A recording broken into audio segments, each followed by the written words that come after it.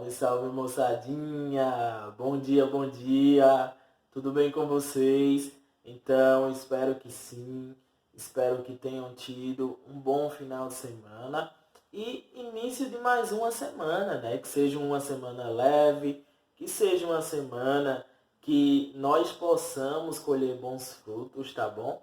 Então, sejam bem-vindos a mais uma aula de português, aula de número 6, não é isso? E que vocês possam aproveitar ao máximo, certo? Para resolver as atividades, para tirarem suas dúvidas.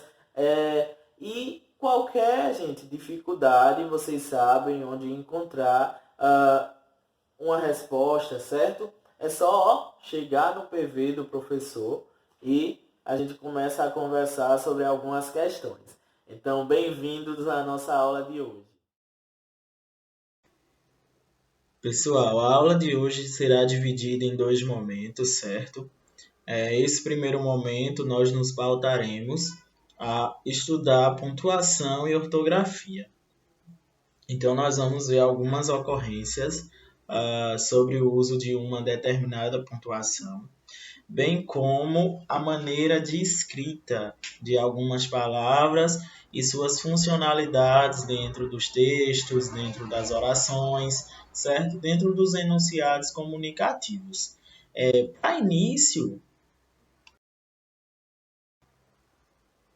Para início, eu trouxe aqui para vocês algumas ocorrências que eu encontrei na internet, algumas escritas, sobre o uso da vírgula.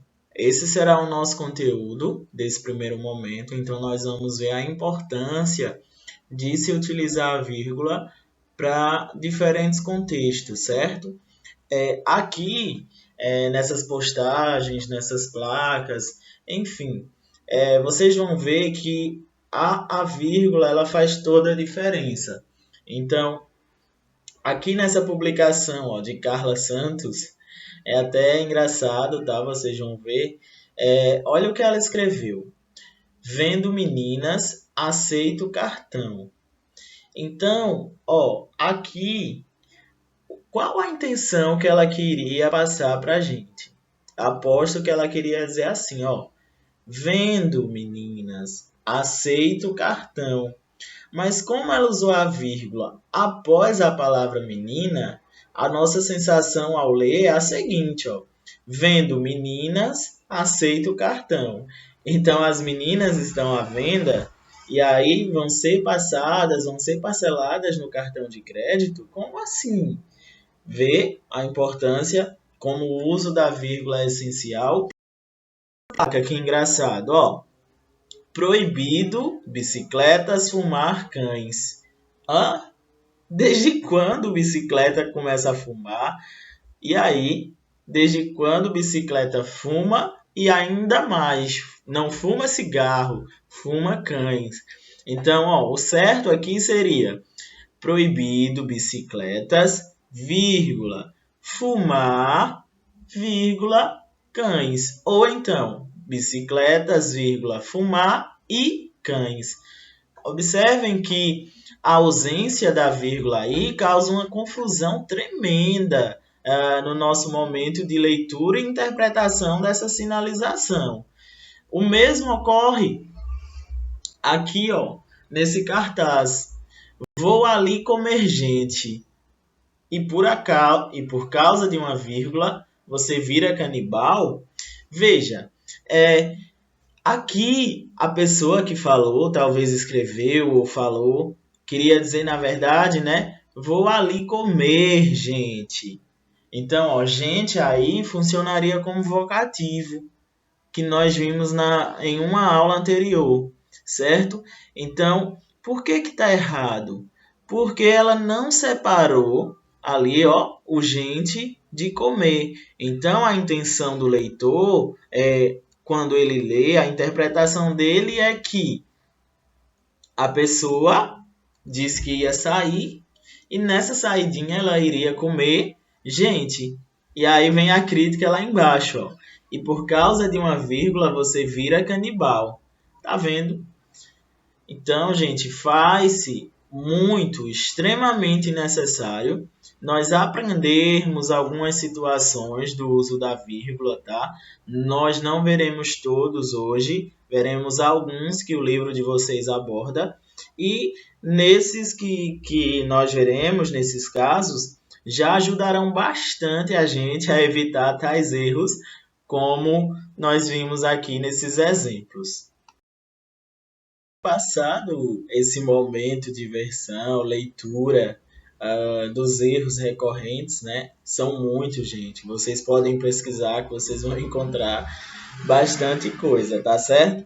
Passando esse momento, com certeza deve estar vindo na cabeça de vocês uma perguntinha. E aí, professor, então como e onde eu devo usar a vírgula?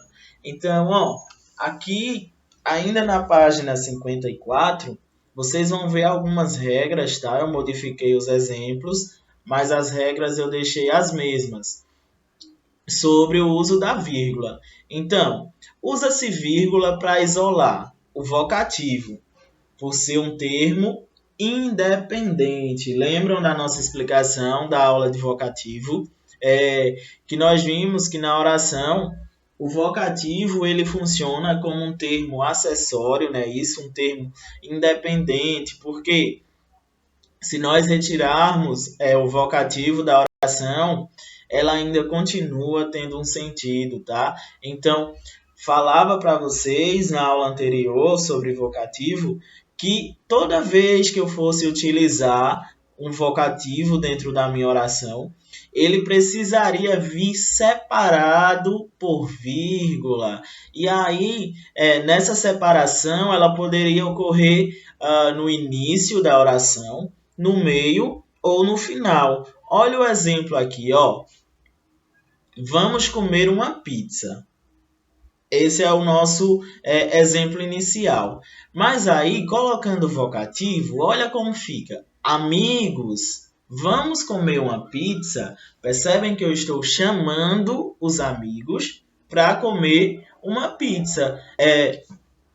Nesse momento, nós percebemos o uso do vocativo e a necessidade de usar a vírgula após o vocativo. Olha só nessa frase, na última frase, ó. Vamos comer uma pizza, amigos. Se não tivesse a vírgula aí, olha como nós leríamos. Vamos comer uma pizza, amigos. É um novo sabor de pizza, que eu não conheço. Então, para evitar esse tipo de coisa, nós precisamos utilizar o vocativo. O vocativo ele sempre virá separado por vírgula. Então, primeiro uso da vírgula é separar ou isolar o vocativo da oração. Vamos comer, amigos, uma pizza, tá certo? Segundo momento, ou segunda regra, professor, onde mais eu devo usar a vírgula? Então, usa-se vírgula para isolar expressões explicativas. Introduzem uma explicação, um detalhamento, para tornar mais compreensível o que foi dito. Aí aqui eu tenho alguns exemplos, dessas expressões que introduzem uma explicação. Exemplo, isto é, ou seja, por exemplo, a saber, na verdade. E aí nós vamos ter outras, tá? Aqui foram as principais que o livro de vocês trouxe, então a gente vai se deter apenas a elas para facilitar o momento do estudo. Então, observe, no primeiro exemplo, boa parte da população é alienada, não busca o conhecimento. Agora, observe que ele usou a palavra ou seja para o quê? Introduzir uma explicação. Vê, boa parte da população é alienada. Se liga na explicação, Ou seja, não busca o conhecimento. Então, quando eu quero introduzir um detalhe maior para a minha oração, uma explicação, além de utilizar essas expressões explicativas, a gente precisa isolá-las entre vírgula. Veja lá, ó, no final da primeira oração, alienada, começou uma vírgula. Após a palavra seja, outra vírgula, tá? O mesmo ocorre aqui, ó, com o uso de na verdade. Na verdade, prefiro sorvete de amora. Então, aqui é como se fosse mais uma explicação, não é isso? Então, isso poderia vir no final também, ó. Prefiro sorvete de amora, vírgula, na verdade, tá? Então, nesse tipo de expressão, mais uma vez, ó, observa-se o uso da vírgula, isolando uma palavra ou expressão explicativa. Olha o último exemplo. A injustiça social é um divisor de águas. A saber, ela separa a sociedade em classes desiguais. Observa aí que nós temos nessa oração mais um uso de uma expressão que dá um detalhamento ou uma explicação melhor para a primeira oração. Veja, a injustiça social é um divisor de águas. Por quê? Aí ó, ele vem com a expressão isolada entre vírgulas, tá? Por quê? A saber, ela separa a sociedade em classes desiguais. Então, aí nós vemos ó, que toda vez que eu for utilizar expressões explicativas, eu vou ter que isolá-las entre aspas, tá? Quando vier no meio, entre aspas não, gente, perdão, entre vírgula. Quando vier no meio, observa que eu usei duas vírgulas. Quando veio ó, no início, só precisa de uma, né? Porque a gente não vai começar a oração com vírgula na verdade, tá? Então, aqui são as primeiras regrinhas sobre o uso da vírgula, no sentido de isolar alguns termos. Professor, me conte onde mais eu devo utilizar a vírgula para isolar alguns termos. Então, ó, ela também vai servir para isolar expressões retificadoras. O que são expressões retificadoras? São aquelas que introduzem uma correção ao que foi dito anteriormente. E aí nós temos alguns exemplos, ó, trazidos pelo módulo de vocês. Ou melhor, aliás, isto é, certo? São alguns exemplos. Em alguns momentos, vocês vão ver que as pessoas utilizam muito o aliás e o isto é, certo? Mas também ó, nós temos aí como correção o ou melhor. E o nosso primeiro exemplo começa com ele. Veja só, viajaremos às 8. Aí, aqui é que começa a nossa explicaçãozinha no sentido de retificar, ou seja, de corrigir uma expressão que foi dita anteriormente. Porque digamos que o enunciador ele percebeu que teve um erro aí na sua fala. Então, ó, viajaremos às 8, ou melhor, às 9. Então, ó, ele foi corrigir o que ele havia dito, por isso de usar a expressão retificadora separada por vírgula. Então, ó, isolou-se essa expressão aí com as vírgulas, tá? Se parece muito com o exemplo anterior, né? Só que lá eram expressões explicativas e aqui são expressões retificadoras, tá? Mais um exemplo, ó. Ultimamente tenho passado mal.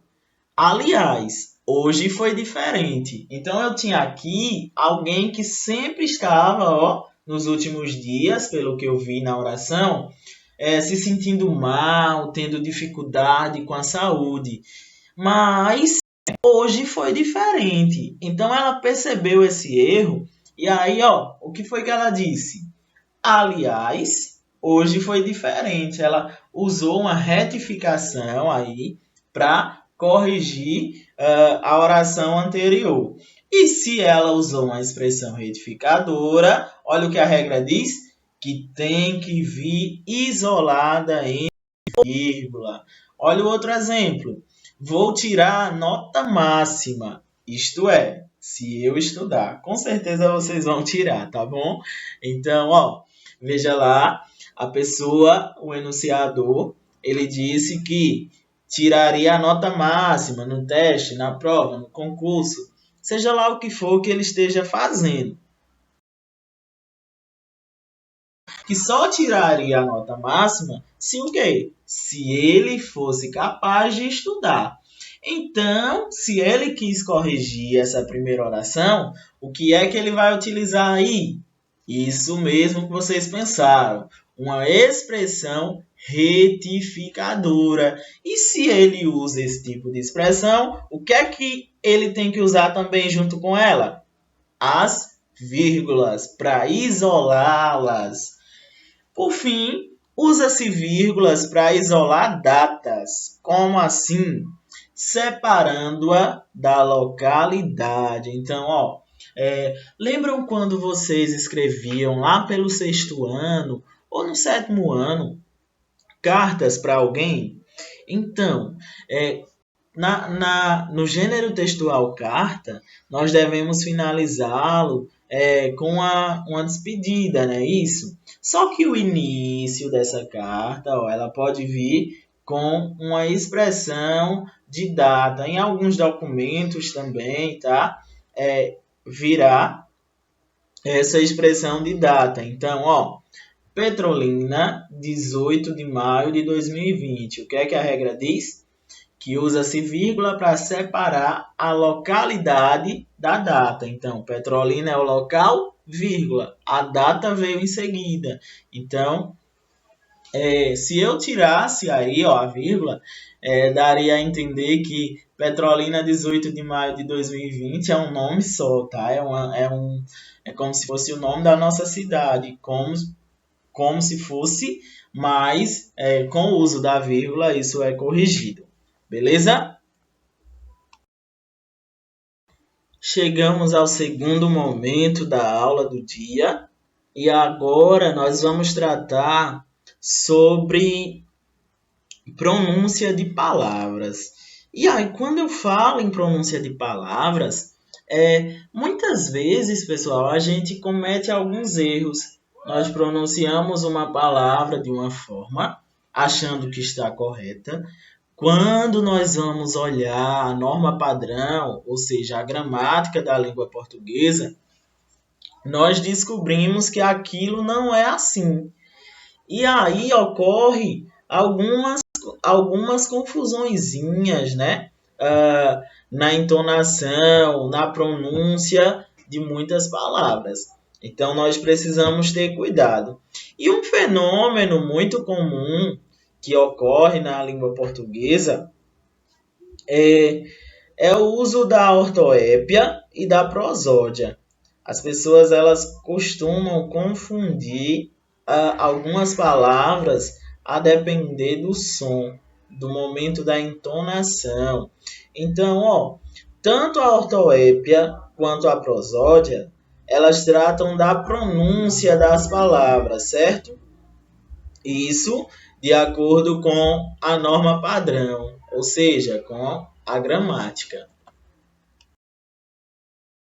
Galerinha, lembram que lá por volta do 2º ano de vocês, primeira série, segunda série, terceira, a professora ou o professor colocava lá a tarefinha, ó, pedindo para vocês separarem as letras dos fonemas, contar a quantidade numa palavra de letras e fonemas. Então, nesse momento, eu queria que vocês recordassem o conceito de fonema, tá? Um fonema, ele diz respeito à menor unidade sonora dentro da língua. Então, a partir do momento que eu faço um som e esse som é compreensível, é compreendido por alguém, nós já temos aí um fonema, tá? Então, ó, A, aqui é um fonema. B, olha o som. Então, isso é um fonema. E aí, quando eu falo em ortoépia, nós vamos descobrir que ela aborda a pronúncia da palavra. Então, se aborda a pronúncia, nós estamos falando de quê? de fonemas, certo? Do som de algumas letras dentro da palavra, tá bom? E aí, essa abordagem, ela vai ser em relação a algumas coisas. Por exemplo, nós temos aqui, ó, em relação às letras, aos grupos vocálicos e ao timbre da vogal. Então, agora nós vamos analisar esses casos um a um, certinho?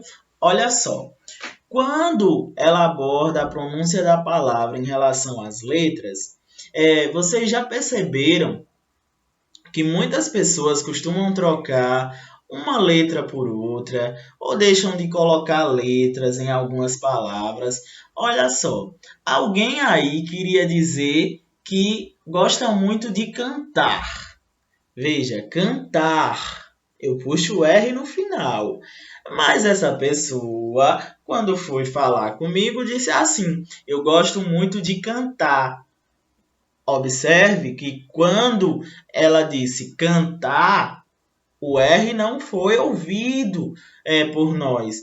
Então, aí ocorre a ortoépia. Ela deixou de usar uma letra que deveria ter sido posta aí no momento da entonação, no momento da fala dessa pessoa. Então, certo não é cantar, mas sim cantar, ok? O mesmo ocorreu nessa segunda palavra, problema. Então, o certo não é problema, e sim problema.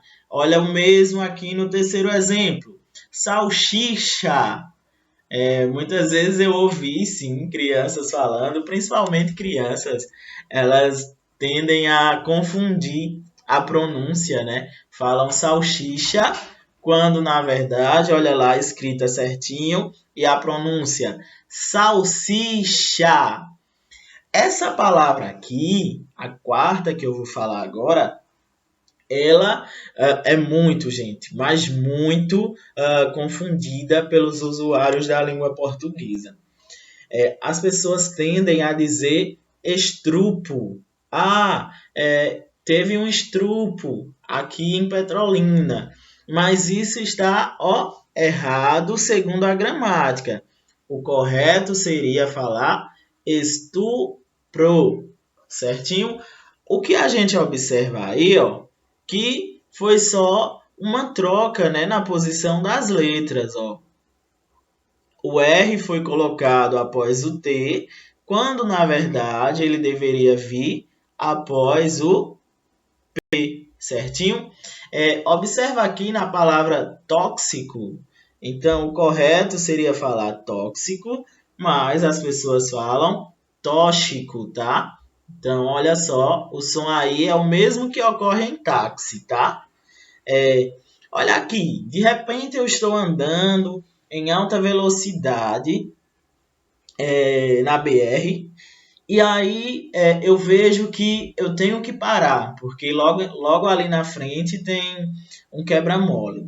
Então, veja só, o que é que eu devo fazer? Frear a moto ou frear a moto? E aí? Então, pessoal, observem também que isso ocorre muito, tá? No dia a dia da gente, Nós podemos, em alguns momentos, falar frear, mas, na verdade, a maneira correta é frear. Eu acrescentei ali, a vogal I no primeiro exemplo, tá? Porque, de fato, as pessoas tendem a falar, mas o correto seria frear. É igual aqui essa outra palavra, mendigo ou mendigo? E aí? Eis a questão, né? Então, mais uma vez, o corretozinho não vai ser mendigo, e sim mendigo. Essa daqui também confunde muitas pessoas. Privilégio ou privilégio? Notem que o erro só foi mesmo na troca de uma vogal por outra, tá? Então, o som da vogal. O som aí, que a pessoa errou, ela usou o E, mas na verdade a palavra é grafada, é escrita com I. Privilégio, tá certo? Outra ocorrência sobre a ortoépia, ela vai abordar a pronúncia da palavra em relação aos grupos vocálicos, tá? Então, lembra lá dos encontros vocálicos que a gente tinha ditongo, tritongo e hiato? Então, aqui, olha só, nós vamos observar que nessas palavras, elas deveriam ter sido escritas e faladas com o uso do ditongo. Mas, elas vieram sem. Muita gente fala assim, eles vão roubar. Roubar. Está correto segundo a gramática? Não, segundo a gramática, ela tende a dizer que é rouba. Então, o menino rouba? Não, o menino rouba, certo? O mesmo ocorre aqui, ele estoura a bola. É estoura a bola ou é estoura a bola? É inteira ou é inteira? Então, veja lá, o correto, é inteira, estoura e rouba, certo? Rouba. Por fim, ao timbre da vogal. Então, aqui nós vamos ver nessas duas palavras que eu coloquei aí, peguei do módulo de vocês, elas devem ser pronunciadas com o E fechado, tá? E não com o E aberto, Almejo ou é almejo? Então, o correto seria almejo um futuro legal. Alguém se espelha em mim ou alguém se espelha em mim? Qual o correto? Acertou quem disse que o E é fechado. Então, alguém se espelha em mim. Para finalizarmos a aula e o segundo momento dela, nós vamos ver agora o que a prosódia aborda. Então, pessoal, a prosódia ela vai abordar a pronúncia da palavra em relação à posição da sílaba tônica. Para compreendermos isso daí, nós temos que ter noção e relembrar aquilo que vocês já sabem, tá? O que é a sílaba tônica. A sílaba tônica é a sílaba mais forte de uma palavra. Então, algumas palavras, na verdade, as palavras, elas têm sílabas tônicas, tá? Em diferentes posições. E aí, quando nós falamos em diferentes posições da sílaba tônica, nós vamos também relembrar que lá por volta da terceira série, a professora também falou sobre algo chamado oxítona, paroxítona e proparoxítona. O que quer dizer isso, professor? Então, oxítonas, paroxítonas e proparoxítonas dizem respeito à posição da sílaba tônica numa palavra. Quando nós tivermos palavras oxítonas, logo vocês vão compreender que a sílaba tônica, ou seja, a sílaba mais forte, será a última. Então, quando for paroxítona, onde é que vai ser a sílaba mais forte? A penúltima sílaba. E proparoxítona, a antepenúltima sílaba.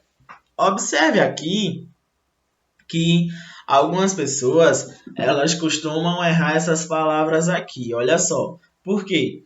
Elas pronunciam como se fosse uma paroxítona, mas na verdade elas são oxítonas. Elas poderiam pronunciar como paroxítonas da seguinte maneira: Condor, ruim, Nobel.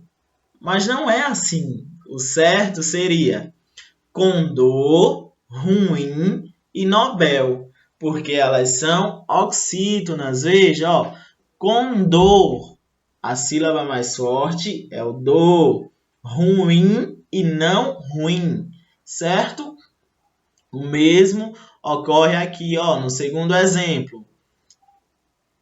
Avaro, gratuito, látex, rubrica, fluido. Então, ó, aqui, principalmente nessa palavra, a penúltima do exemplo, muita gente fala assim, rúbrica, mas vocês estão vendo que não tem acento aí, tá certo? Então, se não tem acento, ela é paroxítona e não proparoxítona. E aí, ó, a pronúncia certinha seria rubrica, tá? E não rúbrica. Aqui nós temos também alguns erros ocorrentes com a palavra levedo. Muita gente fala levedo e não é levedo, é levedo. Por quê? Porque aqui nós temos o uso da proparoxítona, é mais forte, ó, a antepenúltima sílaba, certo?